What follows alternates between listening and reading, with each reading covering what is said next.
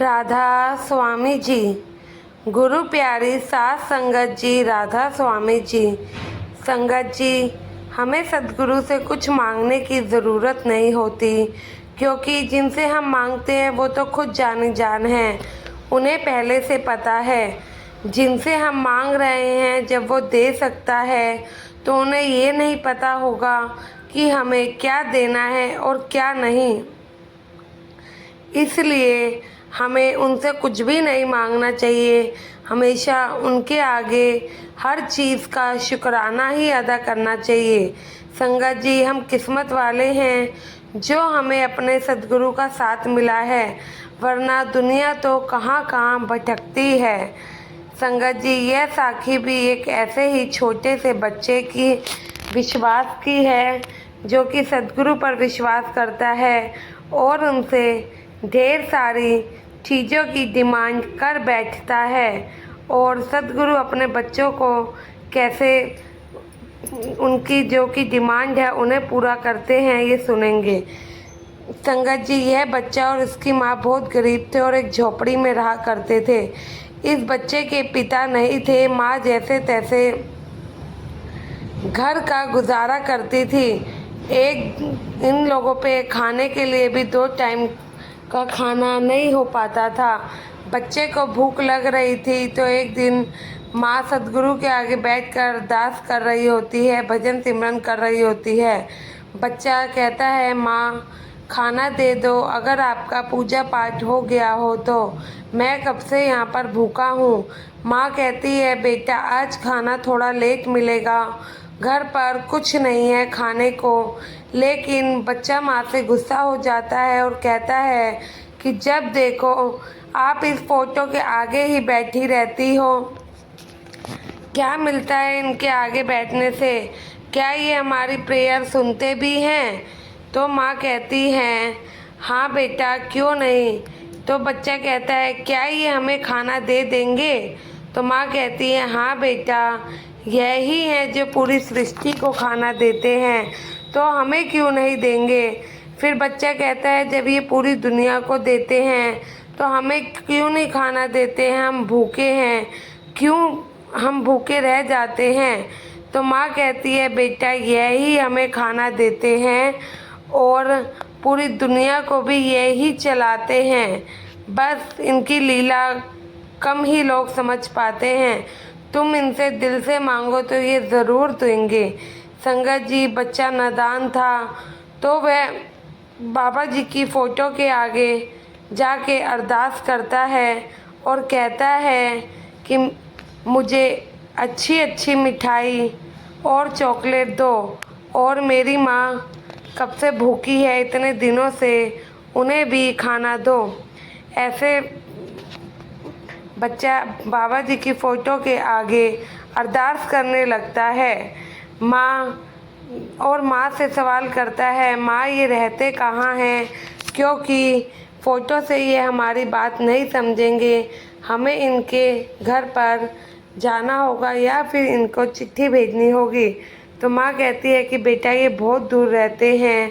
तो नादान बच्चा एक चिट्ठी लिखता है और डाकघर की तरफ चल जाता है।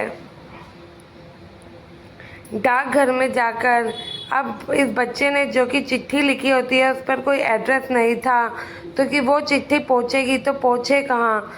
तो यह बच्चा डाकघर जाता है और वहाँ पर चिट्ठी पोस्ट करने के लिए कहता है, लेकिन चिट्ठी पोस्ट नहीं होती है क्योंकि उस पर कोई पता ही नहीं था। वह इससे एक आदमी मिलता है और वो देखता है कि चिट्ठी पर तो कोई पता ही नहीं है और उस चिट्ठी पर राधा स्वामी भी लिखा होता है।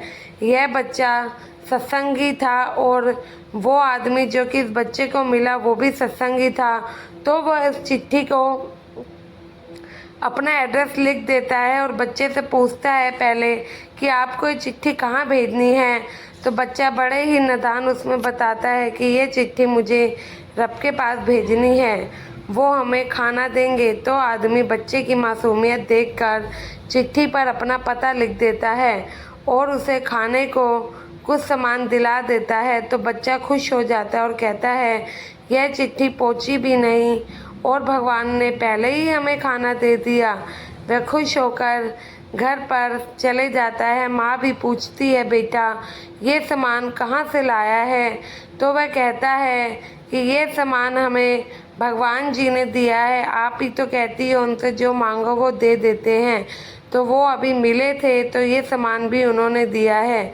माँ काफ़ी हैरान होती है और बच्चा बताता है कि मैंने उन्हें चिट्ठी लिखी, चिट्ठी पहुँची भी नहीं, तो भगवान ने पहले ही हमारी बात सुन ली। इतने में वो चिट्ठी उस आदमी के घर पहुंचती है तो उसमें लिखा होता है कि भगवान जी, मेरी मम्मी कहती है कि आप हमें खाना देते हो तो रोज़ आप हमें मिठाई, चॉकलेट और खाना दे दिया करो ताकि मैं, मेरा दोस्त और मेरी मम्मी हम तीनों भूखे ना रहें। इसलिए आपकी जिम्मेवारी है कि आप हमें टाइम से डेली खाना पहुंचाया करें। हम, मेरे लिए और मेरे सभी दोस्तों के लिए, हम डेली भूखे नहीं रह सकते। यह सब देखकर आदमी की आंखें नम हो जाती हैं। संगत जी, वो भाई भी एक नेक दिल इंसान था, तो उसके मन में यह विचार आता है कि लगता है कि उस ऊपर वाले ने इस बच्चे की मदद के लिए मेरे को ही चुना है, इसलिए मैं उस बच्चे के पास पहुंचा हूँ। तो वो आदमी चिट्ठी का जवाब देता है और लिखता है कि अब से डेली तुम्हारे घर का यह सारा सामान टाइम से पहुंच जाया करेगा। तुम्हारी अरदास ऊपर वाले ने सुन ली है। और अपने नौकरों के हाथ बच्चे के घर वो चिट्ठी पहुंचा देता है और सामान भी जब बच्चा अपने घर में सारा सामान देखता है तो वह काफ़ी खुश होता है और माँ से कहता है कि देखो, मैंने भगवान से अरदास करी और उन्होंने सुन ली। यह देख के माँ भी काफ़ी हैरान होती है। आगे जाके वह आदमी बच्चे को स्कूल में एडमिशन भी कराता है और दोनों माँ बेटे को रहने के लिए छोटी सी जगह भी देखता है। ये सब देखकर माँ काफ़ी हैरान तो थी, इसके अलावा वह सद्गुरु का शुक्रिया अदा करने लगती है। बच्चे के मन में सद्गुरु के प्रति विश्वास और प्यार और भी ज़्यादा बढ़ जाता है। संगत जी, हमारे सद्गुरु हमारे लिए क्या करते हैं ये तो वही जाने, वो हमसे बेहतर जानते हैं और समझते हैं। इसलिए हमें हमेशा उनके हुक्म में रहना है और कभी भी उम्मीद को नहीं छोड़ना है। सद्गुरु के ऊपर जो कि भरोसा है उसको नहीं खोना है, अपने भरोसे को बरकरार रखना है। गुरु प्यारी साध संगत जी, अपने इस चैनल पर कमेंट करके राधा स्वामी ज़रूर लिखिएगा और चैनल को सब्सक्राइब ज़रूर करें जी। गुरु प्यारी साध संगत जी, राधा स्वामी जी।